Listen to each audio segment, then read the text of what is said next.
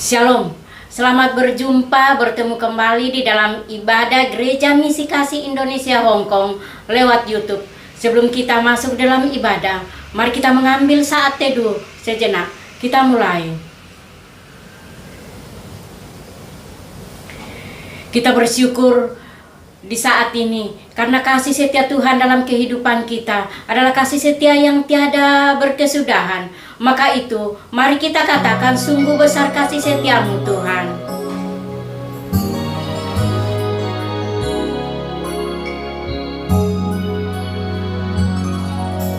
Sungguh besar setiamu, nyata di sepanjang hidupku. Darahmu telah layakkan kehidupanku.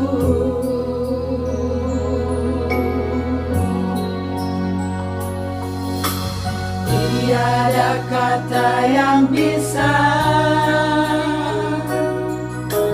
lukiskan indahnya Kau Tuhan. Bagimu segala pujian dan kemuliaan. Ku tinggikan Engkau Tuhan, melebihi segalanya. Lebih dalam ku menyembah, dalam roh dan kebenaran. Ku tinggikan Engkau Tuhan, melebihi segalanya. Lebih dalam ku menyembah, dalam roh dan kebenaran selamanya.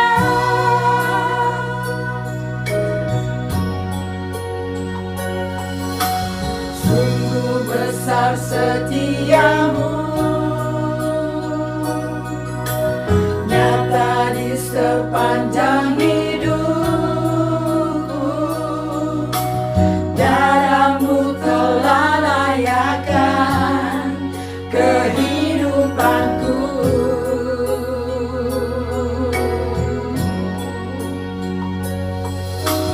Tiada kata yang bisa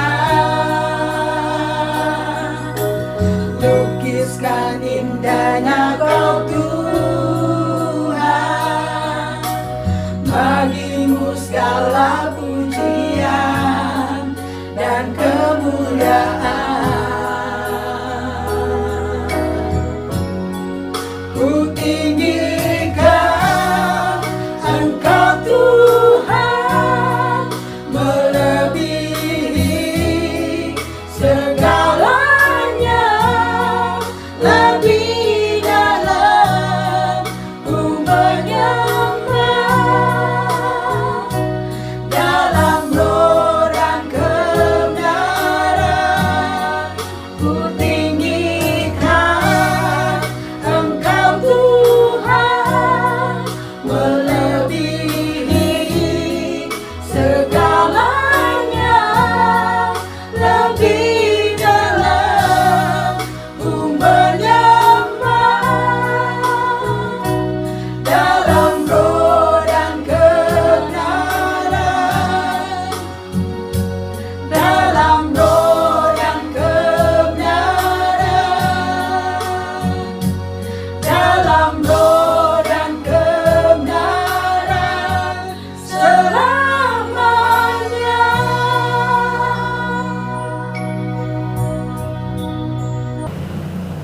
Shalom, selamat hari Minggu. Kita kembali beribadah lagi pada saat ini. Kita satukan hati kita akan masuk dalam ibadah kita dengan doa, votum dan salam.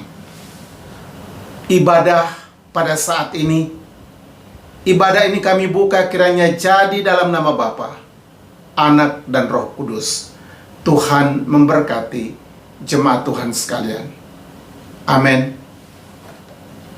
Kita akan membaca nas pembimbing dari Injil Yohanes pasal 10 ayat yang ke-28. Injil Yohanes pasal 10 ayat yang ke-28. Dan aku memberikan hidup yang kekal kepada mereka, dan mereka pasti tidak akan binasa sampai selama-lamanya, dan seorang pun tidak akan merebut mereka dari tanganku. Mari kita lanjutkan puji-pujian kita kepada Tuhan. Kita bersyukur kepada Tuhan karena Dia Allah yang mengasihi kita. Dia Allah yang memelihara kita sehingga kita melihat, mengecap kebaikan Tuhan dalam kehidupan kita. Maka itu, mari kita katakan, kecaplah dan lihatlah.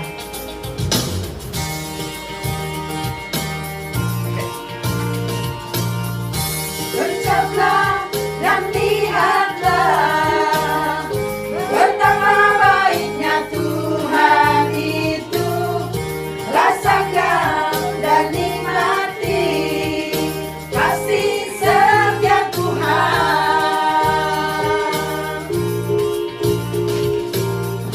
Bercaplah dan lihatlah, betapa baiknya Tuhan itu. Rasakan dan nikmati kasih setia Tuhan. Syukur bagimu Tuhan, segala hormat bagimu Tuhan, Allah yang mengasihiku, Allah yang memeliharaku.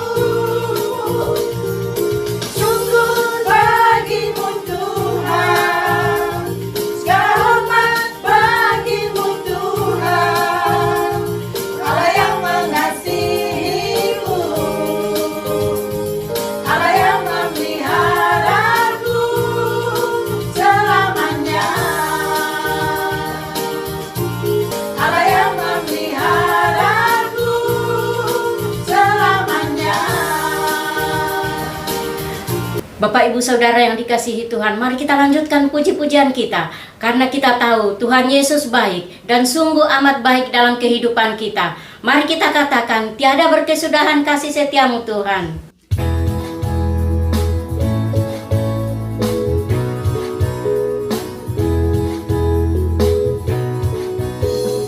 Tiada berkesudahan kasih setiamu Tuhan, selalu baru rahmat-Mu bagiku. Hari berganti hari, tetap kulihat kasih-Mu, tak pernah berakhir di hidupku. Tuhan Yesus baik, sungguh amat baik, untuk selama-lamanya. Tuhan Yesus baik, tiada berkesudahan kasih setiamu Tuhan, selalu baru rahmat-Mu bagiku. Hari berganti hari, tetap kulihat kasih-Mu, tak pernah berakhir di hidupku. Tuhan Yesus baik, sungguh amat baik, untuk selama-lamanya. Tuhan Yesus baik, Tuhan Yesus baik, sungguh amat baik, untuk selama-lamanya. Tuhan Yesus baik, untuk selama-lamanya. Tuhan Yesus baik.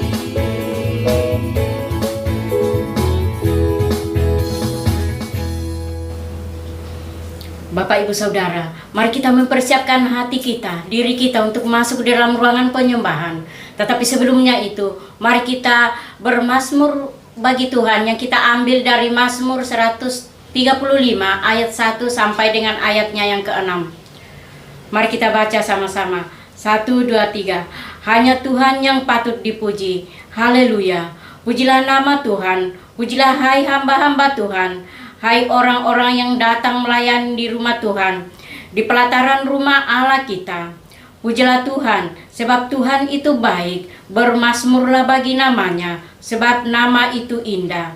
Sebab Tuhan telah memilih Yakub baginya, Israel menjadi milik kesayangannya. Sesungguhnya aku tahu bahwa Tuhan itu maha besar, dan Tuhan kita itu melebihi segala Allah. Tuhan melakukan apa yang dikehendakinya, di langit dan di bumi, di laut dan di segenap samudra raya. Amin. Mari kita masuk dalam ruangan penyembahan. Kita mengucap syukur atas kemurahan Tuhan, kebaikan Tuhan yang Dia tunjukkan kepada kita tiap-tiap hari. Tanpa Tuhan kita tidak mungkin ada saat ini. Maka itu mari kita datang di hadapan Tuhan, meninggikan, mengagungkan Dia. Mari kita katakan, Kau tunjukkan kasih setiamu Tuhan.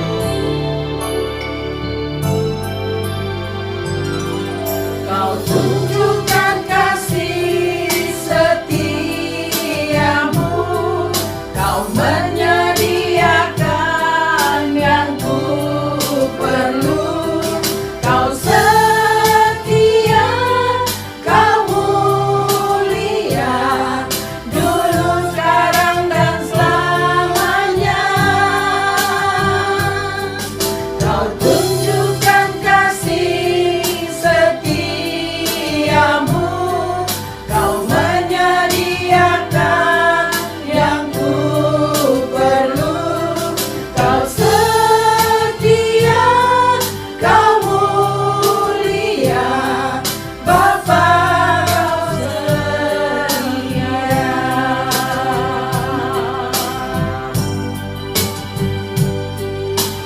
Bapa, Kau setia.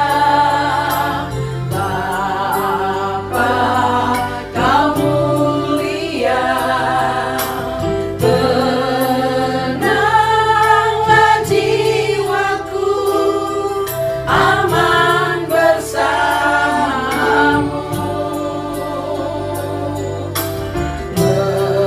Beri dari harta, Kaulah segalanya. Tenanglah jiwaku dalam hadiratmu. Kau tunjukkan kasih setiamu, Kau menyediakan yang ku perlu. Kau setia, Kau mulia, dulu, sekarang, dan selamanya. Kau tunjukkan kasih setiamu, Kau menyediakan yang ku perlu. Kau setia, Kau mulia, Bapa, Kau setia. Bapa, Kau setia.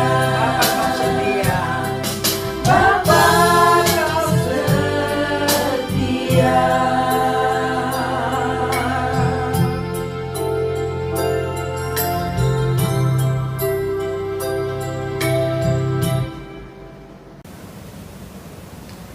Jemaat yang dikasihi Tuhan, saatnya kita akan mendengarkan firman Tuhan.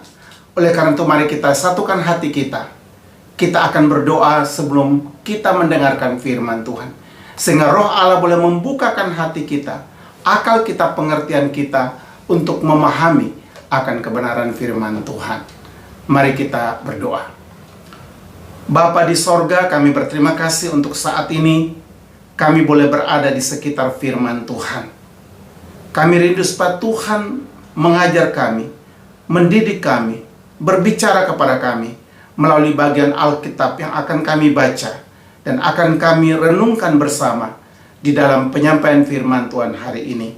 Berkati kami, berikan hamba kemampuan untuk mengerti akan bagian Alkitab ini sehingga dapat menyampaikan dengan sederhana dan kami dapat memahaminya. Roh-Mu yang kudus dapat menerangi hati kami untuk mengerti akan firman-Mu. Berbicara kepada kami dalam nama Tuhan Yesus. Kami berdoa dan mengucap syukur. Amin.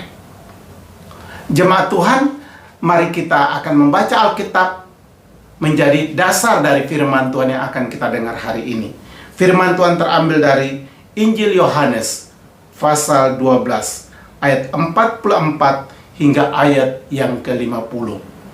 Injil Yohanes pasal 12 ayat yang ke-44 hingga ayat yang ke-50. Saya akan bacakan.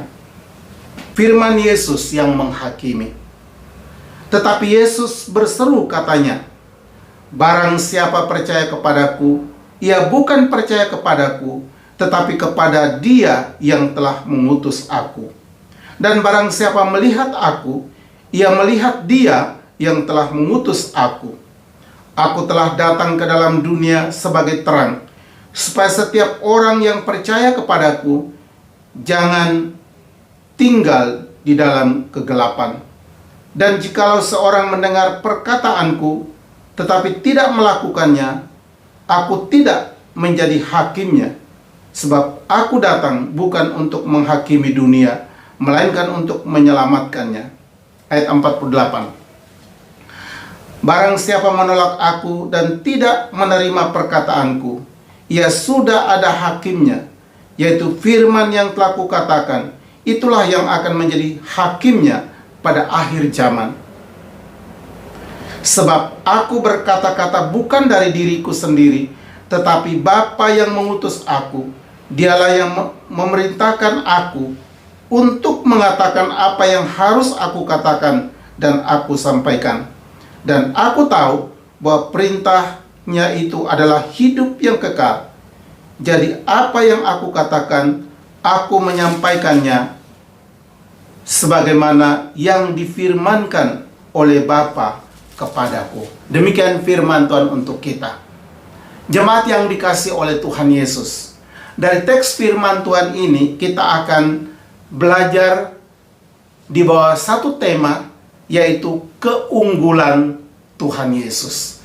Keunggulan Tuhan Yesus. Artinya di sini bahwa Yesus yang kita percaya itu adalah pribadi yang unggul, ya. Keunggulan Tuhan Yesus. Kalau kita melihat tema ini, kita harus mengakui dan percaya sebagai orang-orang Kristen, ya. Kita percaya bahwa Yesus yang kita percaya itu tidak sama dengan siapapun yang ada di dunia ini. Oleh karena Tuhan kita, yaitu Tuhan Yesus, melebihi kita semua manusia. Karena Dia adalah Allah yang menjadi manusia, bukan manusia yang menjadi Allah. Sekali lagi, Dia adalah Allah yang menjadi manusia, bukan manusia yang menjadi Allah. Dan kalau kita perhatikan, karena Dia melebihi kita, Dia lebih unggul dari kita, maka kita datang percaya kepadanya dan kita menyembahnya, yang adalah Tuhan itu sendiri. Kalau kita perhatikan di dalam Alkitab, ya, sedemikian banyak Alkitab berbicara tentang keunggulan Tuhan Yesus, ya. Karena Dialah satu-satunya yang dinubuatkan di dalam Perjanjian Lama. Kemudian juga telah digenapi pada waktu kedatangannya, kelahiran dan kedatangannya yang pertama. Kemudian Dia datang sebagai juru selamat yang menyelamatkan kita dengan namanya, yaitu Yesus, yang adalah juru selamat itu sendiri, ya. Ia telah mengadakan pelayanan, mengadakan mujizat. Kemudian Ia mati, bangkit, dan naik ke sorga, kembali kepada kemuliaannya. Sehingga kalau kita memperhatikan, Dia melebihi segalanya bagi kita. Dia lebih unggul dari segalanya. Nah, kita akan memperhatikan hal-hal apa yang menunjukkan bahwa Yesus itu unggul, lebih unggul dari kita. Atau dia disebut sebagai pribadi yang unggul. Hal-hal apa yang dapat kita lihat? Dari sekian banyak yang ada dalam Alkitab, saya hanya angkat 3 hal yang kita akan renungkan berdasarkan teks yang kita baca hari ini. Jadi dari sekian banyak poin yang bisa kita belajar dari Alkitab, tapi dalam teks ini saya angkat 3 hal yang akan kita renungkan. Yang pertama, ialah bahwa Yesus adalah pribadi yang diutus oleh Bapa dari sorga. Sekali lagi, keunggulan Yesus yang pertama ialah bahwa Yesus adalah pribadi yang diutus oleh Bapa dari sorga. Kita baca di dalam ayat 44 dan ayat yang ke-45 dalam pembacaan tadi.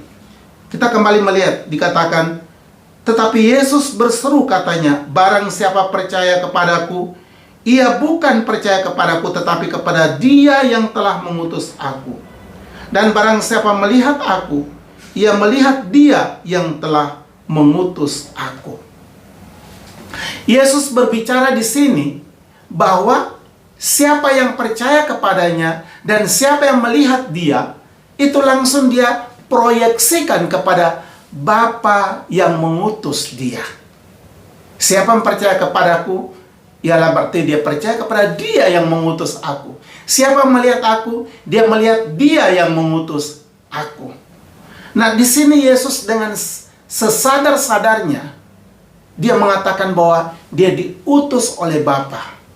Dan dia diutus inilah yang membuat dia memperkenalkan dirinya dan sekaligus dia memperkenalkan Bapa itu kepada para murid dan orang-orang yang mengikuti pengajarannya pada waktu itu. Sehingga kita melihat bahwa kalau dikatakan dia diutus, memang kita memperhatikan dalam Alkitab juga ada banyak nabi dan rasul yang diutus. Ya. Tetapi ada perbedaan yang menyolok antara para nabi, para rasul dan Tuhan Yesus. Perbedaannya apa? Perbedaannya ialah bahwa para nabi dan rasul adalah mereka yang adalah manusia biasa yang dipanggil, dipilih oleh Tuhan, lalu diutus oleh Tuhan untuk menyampaikan firman Allah, berita tentang Allah kepada umat Israel atau kepada orang-orang yang mengikuti saat itu. Tetapi Yesus, dia adalah Allah yang mengutus, Bapa yang mengutus ke dalam dunia. Ya. Jadi para nabi dan para rasul itu diutus, dipanggil dari bumi, diutus di tengah-tengah dunia. Tapi hanya Yesus yang diutus dari sorga ke bumi. Inilah perbedaannya. Sehingga dikatakan di dalam Yohanes 3 ayat yang ke-31, dikatakan demikian. Siapa yang datang dari atas adalah di atas semuanya. Siapa yang berasal dari bumi, termasuk pada bumi, dan berkata-kata dalam bahasa bumi. Siapa yang datang dari sorga adalah di atas semuanya. Yesus berbicara tentang dari atas datang dan juga dari bumi. Ya. Yang datang dari atas dikatakan dia di atas segala-galanya. Dan siapakah itu? Itulah Yesus sendiri. Karena dia dari atas datang, maka dia di atas semua segala-galanya, semuanya. Tetapi mereka yang dari bumi, ya, itu mereka berbicara dalam bahasa bumi dan juga mereka ada di bumi. Nah, disinilah kita melihat perbedaan apa yang Yesus katakan tentang dia datang dari atas, dari Bapa. Nah, ini menarik. Karena kita percaya kepada pribadi yang unggul seperti ini. Bukan seorang dari bumi yang diangkat, tetapi Allah yang menjadi manusia datang ke dalam dunia dalam rupa Yesus, dan kita mengenal dan percaya kepadanya. Sehingga Yesus katakan, siapa yang melihat aku, percaya kepadaku, dia bukan melihat aku, tapi kepada Dia yang mengutus aku, yaitu Bapa. Jadi melalui Tuhan Yesus kita dapat mengenal Bapa itu. Untuk mengenal Allah yang benar, itu harus melalui Tuhan Yesus. Di luar Tuhan Yesus, kita tidak akan mengenal Allah yang benar dan Allah yang hidup. Kemudian dikatakan lagi, bahwa Yesus menyatakan bahwa dia dari atas, sebagaimana dalam ayat yang kita baca tadi. Ya. Lalu, beberapa contoh lagi dalam pengajaran Yesus, Yesus sampaikan di dalam Yohanes 6 ayat yang ke-50 dan 51. Yohanes 6 ayat yang ke-50 dan 51, Tuhan Yesus katakan, inilah roti yang turun dari sorga. Barang siapa makan daripadanya, ia tidak akan mati. Akulah roti hidup yang telah turun dari sorga. Jikalau seorang makan dari roti ini, ia akan hidup selama-lamanya. Dan roti yang kuberikan itu ialah dagingku yang akan kuberikan untuk hidup dunia. Saudara, kita melihat di sini bahwa Yesus diutus dari sorga datang ke dalam dunia. Bukan hanya merupakan satu kisah yang kita mengetahui, tetapi di sini juga kita melihat tentang tujuan dia datang ke dalam dunia. Yang Yesus katakan dia adalah roti. Apa artinya roti di sini? Ialah dia katakan itulah tubuh. Nah, roti di sini maksudnya adalah memberi kehidupan. Memberi kehidupan, ya. Menjamin kehidupan, sama seperti kita makan dan minum, itu memberi kita kehidupan, ya. Nah, demikian juga roti hidup, yaitu roti yang dari sorga, yang Yesus katakan itulah dagingku, itulah tubuhku, itulah diriku. Jadi melalui Tuhan Yesus dia datang ke dalam dunia, dia memberikan hidupnya sebagai roti yang menjamin kehidupan kita, ya. Dan dikatakan memberi hidup dunia ini, ya, dikatakan dalam kalimat terakhir dari ayat ini. Dengan roti yang dari surga itu memberi hidup, ya, yaitu hidup di dalam dia. Hidup yang penuh dengan pengenalan akan dia. Hidup yang membuat kita berbeda dari orang-orang dunia ini. Karena apa? Kita memiliki roti yang turun dari sorga, yaitu Tuhan Yesus sendiri, ya.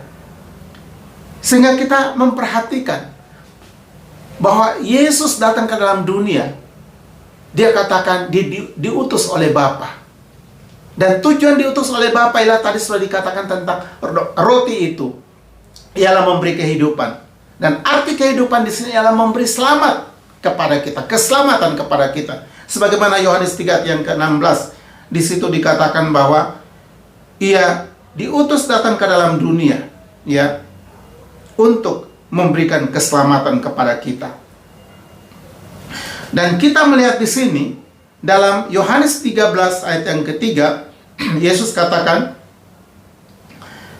Yesus tahu bahwa Bapanya telah menyerahkan segala sesuatu kepadanya dan bahwa ia datang dari Allah dan kembali kepada Allah, ya. Yesus tahu dia datang dari Allah dan kembali kepada Allah. Apa yang dapat kita mengerti dengan kalimat ini? Artinya bahwa dia adalah Allah. Karena itulah sebabnya dia datang dari Allah dan dia kembali kepada Allah. Maka kita tidak boleh meragukan tentang keilahian Tuhan Yesus. Dia adalah Allah yang sempurna dalam ketritunggalan yang kita percaya. Yang kedua, keunggulan yang kedua ialah bahwa Yesus adalah terang dunia. Kita lihat dalam ayat yang ke-46. Di situ dikatakan, Aku telah datang ke dalam dunia sebagai terang, supaya setiap orang yang percaya kepadaku jangan tinggal di dalam kegelapan. Yesus katakan bahwa dia datang ke dalam dunia sebagai terang. Dan inilah yang menjadi menarik, ya. Keunggulan Tuhan Yesus bahwa dia datang sebagai terang. Terang bagi dunia ini, ya. Jadi Yesus bukan penerima terang lalu memancarkan terang kembali atau memantulkan terang kembali, bukan. Dia adalah datang sebagai sumber terang. Maka Yesus katakan, aku datang sebagai terang, ya, yang menyinari dunia yang gelap ini. Dan kalau kita memperhatikan, ya, Di dalam Yohanes 8 ayat yang ke-12, di situ dikatakan, maka Yesus berkata kepada orang banyak, katanya, "Akulah terang dunia.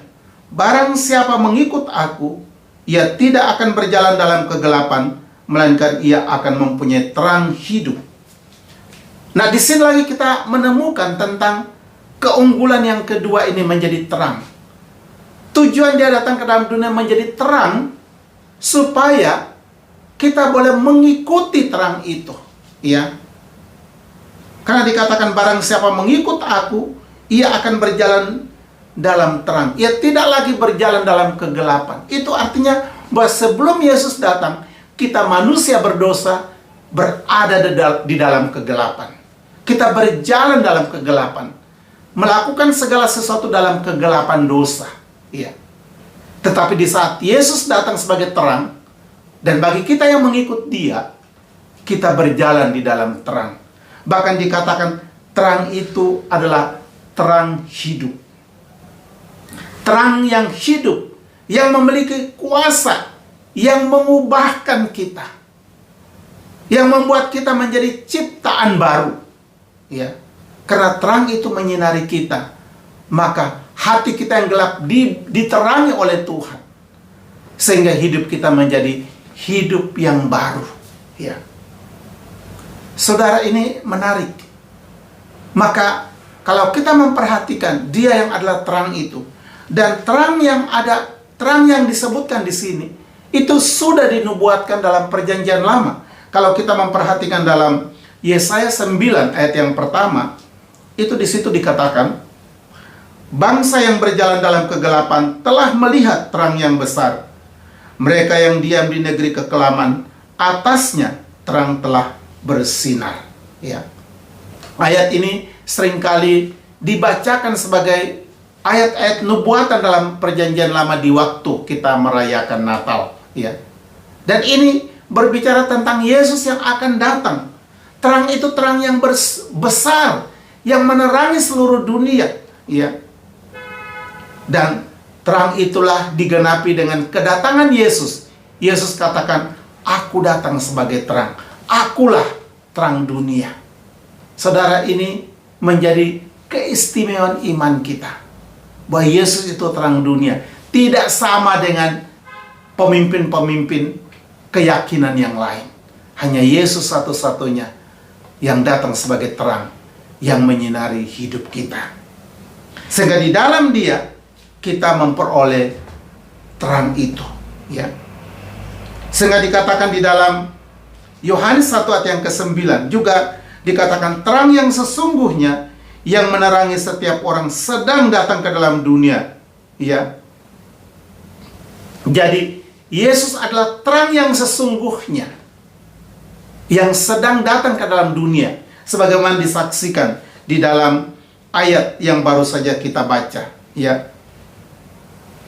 Terang itu bercahaya dalam kegelapan, dan kegelapan tidak menguasainya. Nah, kita melihat kekuatan terang itu. Dikatakan terang itu bersinar atau bercahaya di dalam kegelapan, tapi kegelapan tidak menguasainya, ya. Karena apa?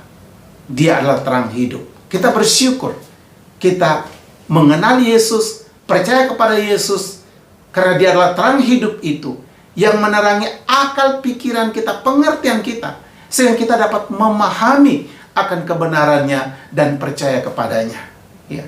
Sehingga kalau sampai sekarang ada banyak orang yang belum percaya Yesus, berarti apa? Dia masih dalam kegelapan. Dia belum mengalami terang Tuhan Yesus di dalam hatinya. Oleh karena itu, kita yang sudah percaya, mari kita hidup sungguh-sungguh di dalam Tuhan. Karena apa? Kita diterangi oleh Tuhan dengan cahaya kemuliaannya. Dia adalah terang. Keunggulan yang kedua. Kita masuk kepada keunggulan yang ketiga. Ialah bahwa di dalam Yesus ada keselamatan, ya. Ini keunggulan yang ketiga. Di dalam Yesus ada keselamatan. Kita baca di dalam ayat 47 dan ayat yang ke-48. Dan jikalau seorang mendengar perkataanku tetapi tidak melakukannya, aku tidak menjadi hakimnya, sebab aku datang bukan untuk menghakimi dunia, melainkan untuk menyelamatkannya. Barang siapa menolak aku dan tidak menerima perkataanku, ia sudah ada hakimnya, yaitu firman yang telah kukatakan, itulah yang akan menjadi hakimnya pada akhir zaman. Ayat 49, sebab aku berkata-kata bukan dari diriku sendiri, tetapi Bapa yang mengutus aku, dialah yang memerintahkan aku untuk mengatakan apa yang harus aku katakan dan aku sampaikan. Di sini kita melihat bahwa Yesus datang ke dalam dunia untuk menjadi juru selamat untuk kita, yang mengerjakan keselamatan sesuai dengan namanya, Yesus, yang artinya juru selamat. Hal ini menunjukkan bahwa tanpa Yesus tidak ada keselamatan. Tanpa Yesus tidak ada jaminan keselamatan. Dan ini menjadi keunikan daripada iman kita. Mengapa kita menjadi orang Kristen? Mengapa kita percaya kepada Yesus? Karena di dalam Dia kita memperoleh jaminan keselamatan. Ya. Di dalam Dia kita memperoleh jaminan keselamatan. Apa artinya kita meyakini satu kepercayaan tapi tidak ada jaminan keselamatan di sana? Tidak ada nilainya. Tetapi di saat kita percaya kepada Yesus, kita memperoleh jaminan keselamatan. Inilah nilainya. Inilah hal yang indah, hal yang berharga yang kita miliki. Karena kita mempunyai kepastian keselamatan. Ya.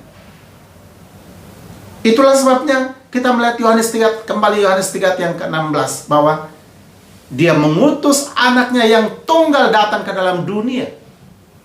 Barang siapa percaya kepadanya tidak binasa, melainkan ia beroleh hidup yang kekal.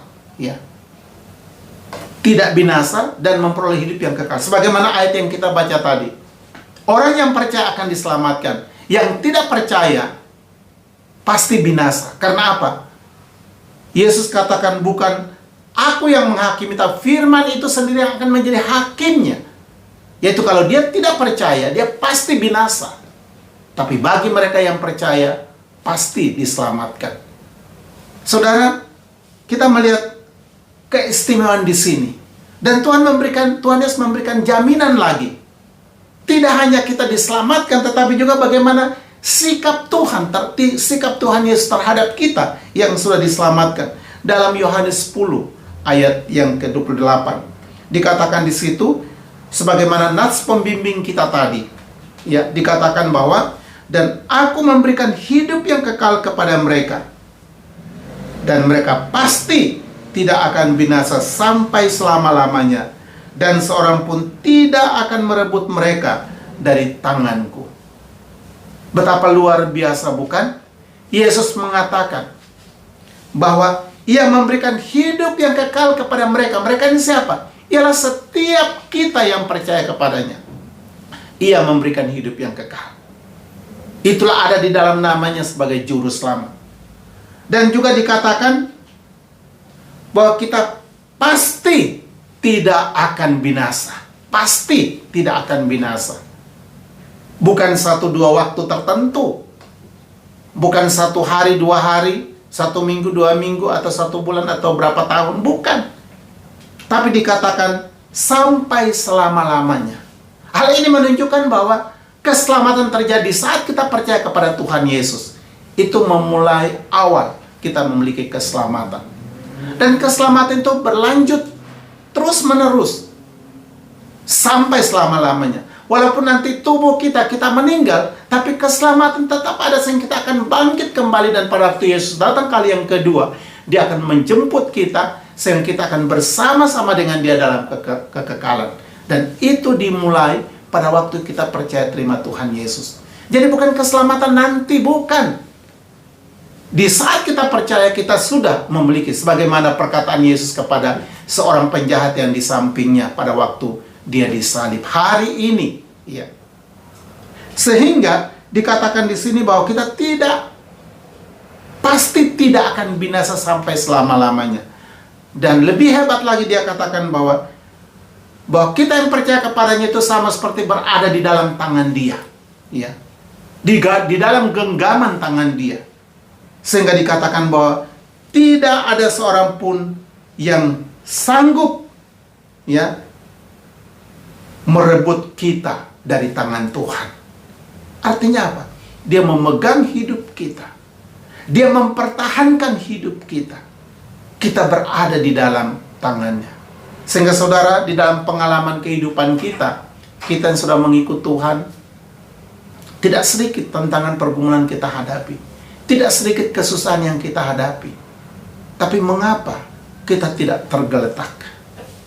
Mengapa? Karena Tuhan menopang kita. Ia menggenggam kita. Ia menuntun kita, menggenggam kita. Ia menjadi benteng dalam hidup kita, menjaga kita dengan kekuatan kuasanya. Tidak ada seorang pun yang bisa merebut kita dari tangan Tuhan. Oh saudara, luar biasa, ya. Kita akan merasa tenang di saat banyak pergumulan, tapi kita akan tetap merasa tenang di dalam Tuhan. Oleh karena apa? Ia mempertahankan hidup kita di dalam Dia. Sehingga dalam iman kita sebagai orang percaya, Alkitab telah menyampaikan bahwa Tuhan Yesus ada yang telah mengerjakan keselamatan bagi kita. Itu akan menjamin hidup kita mulai hari ini dan hari-hari yang akan datang. Sehingga kita melihat 3 keunggulan ini, ya. Dari sekian banyak keunggulan, saya hanya angkat 3 keunggulan ini. Ialah bahwa Dialah satu-satunya yang diutus dari sorga ke bumi. Dia adalah terang dunia yang menerangi setiap kita yang dalam kegelapan. Dan di dalam Dia ada jaminan keselamatan. Kiranya Tuhan memberkati. Mari kita berdoa. Bapa, kami berterima kasih untuk firman Tuhan. Kami bersyukur karena Yesus yang kami percaya, Yesus yang unggul, melebihi semua yang lain. Sehingga kami patut bersyukur kepada Tuhan. Dan karena Engkau datang sebagai pribadi yang unggul, melebihi semuanya, dan Engkau lakukan itu untuk keselamatan kami. Dan Engkau jadikan kami menjadi orang-orang yang berharga di hadapan Tuhan. Berkati firman Tuhan.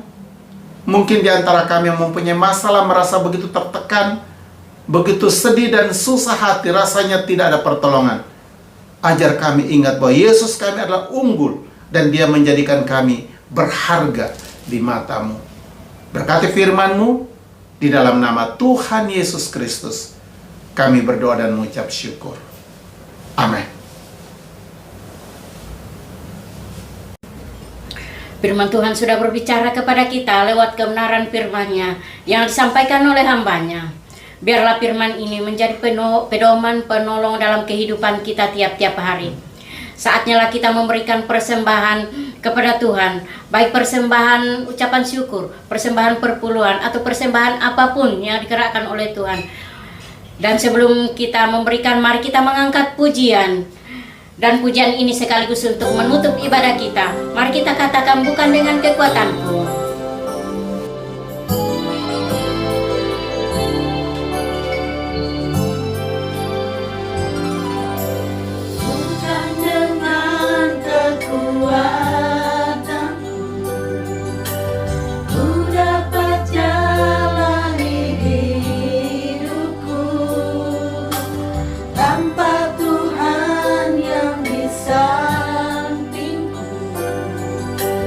Ku tak mampu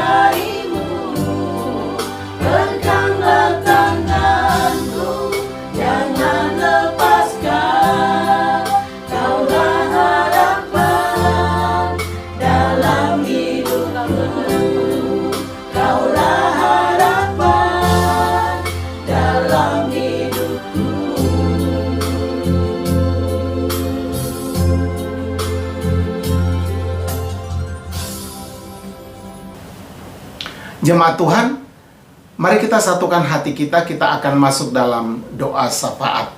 Kita berdoa. Allah Abraham, Allah Ishak, Allah Yakub, Allah yang kami kenal dan percaya dalam Tuhan Yesus, saat ini kami datang di hadapan Tuhan, merendahkan diri kami, sambil bersyukur atas segala kebaikan Tuhan yang kami alami sampai hari ini. Kami bersyukur untuk firman-Mu yang telah mengajar kami hari ini, bahwa Yesus yang kami percaya Allah adalah melebihi dari semua yang lain. Kami bersyukur dan bangga, percaya dan memiliki Allah yang hidup di dalam Tuhan Yesus. Berkati kami hari ini. Kami mau berdoa untuk pekerjaan Tuhan melalui YPP. Kami doakan untuk keluarga Pendeta Carol dan Ibu yang ada di Hong Kong ini. Kami doakan supaya Tuhan berkati mereka dalam kerjasama dengan gereja lokal dan juga usaha PI yang mereka lakukan. Kami berdoa supaya Tuhan memberkati sehingga banyak jiwa yang boleh dimenangkan. Kami juga berdoa untuk Provinsi Sulawesi Tengah.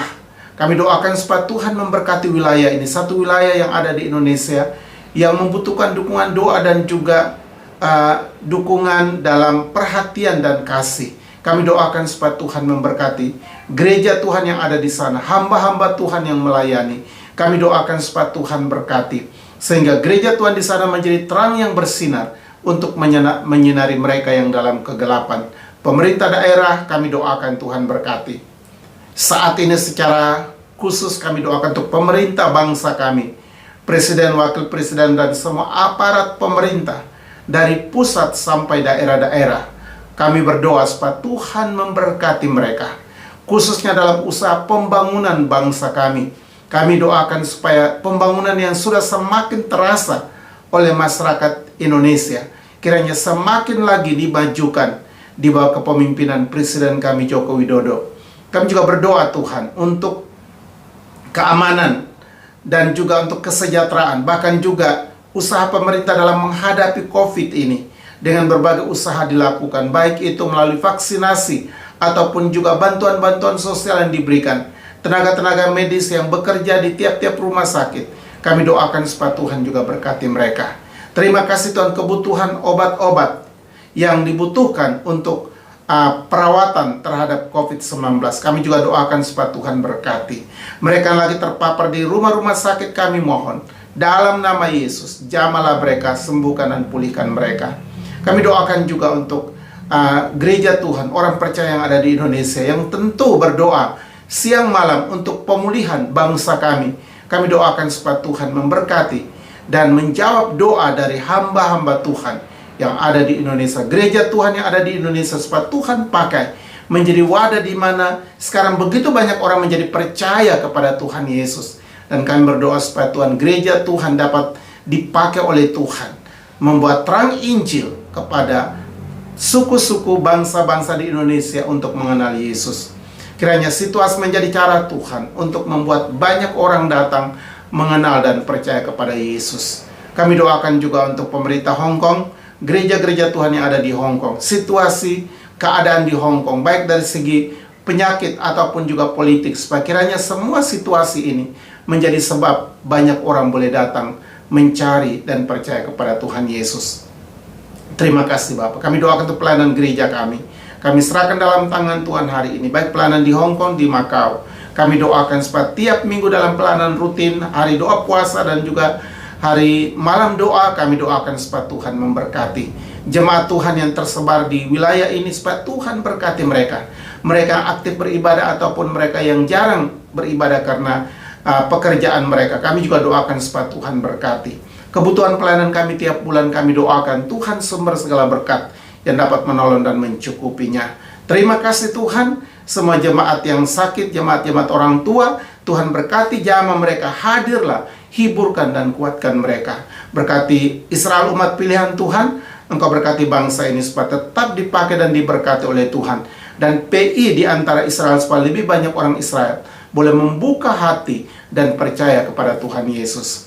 Berkati persembahan yang hari ini kami berikan kepada Tuhan. Engkau berkati semua persembahan hari ini, supaya jadikan persembahan hari ini menjadi korban yang terbakar seluruhnya bagi kemuliaan Tuhan.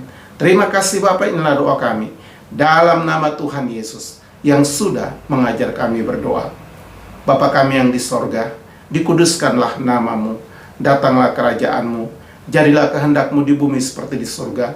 Berikanlah kami pada hari ini makanan kami yang secukupnya, dan ampunilah kami akan segala kesalahan kami, seperti kami juga tahu mengampuni orang yang bersalah kepada kami. Dan janganlah Tuhan membawa kami ke dalam pencobaan, tapi lepaskanlah kami daripada yang jahat. Karena Bapa yang punya kerajaan dan kuasa dan kemuliaan sampai selama-lamanya. Amin. Jemaat Tuhan, kita sudah sampai pada akhir ibadah kita. Mari kita pulang dalam damai sejahtera Tuhan. Arahkanlah hatimu kepada Tuhan dan terimalah berkat-Nya. Tuhan memberkati engkau dan melindungi engkau. Tuhan menyinari engkau dengan wajah-Nya dan memberi engkau kasih karunia. Tuhan menghadapkan wajah-Nya kepadamu dan memberi engkau damai sejahtera mulai hari ini sampai Tuhan Yesus datang kembali. Amin. Amin. Amin. Amin.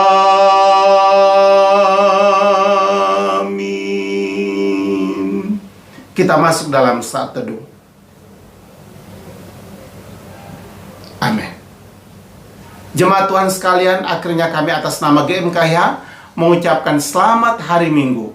Dan kita akan bertemu pada minggu yang akan datang. Kiranya Tuhan memberkati. Shalom.